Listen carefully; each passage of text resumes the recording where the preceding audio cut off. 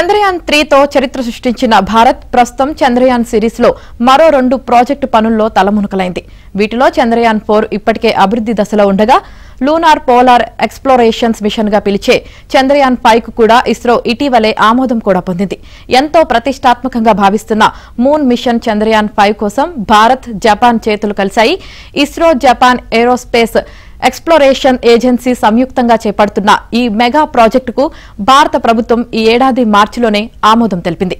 Japan కు చెందిన H3 rocket ద్వారా లుపెక్స్ ప్రయోగం చేపట్టనున్నారు. ఈ ప్రయోగం 2027-28లో ఉండే అవకాశం ఉంది.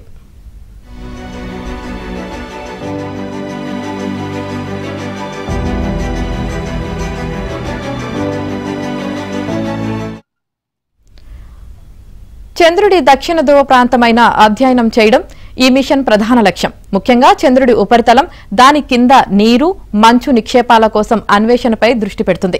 భవిష్యత్ అంతరిక్ష కార్యకలాపాలకు ఈ పరిశోధనలు ఉపయోగపడనున్నాయి.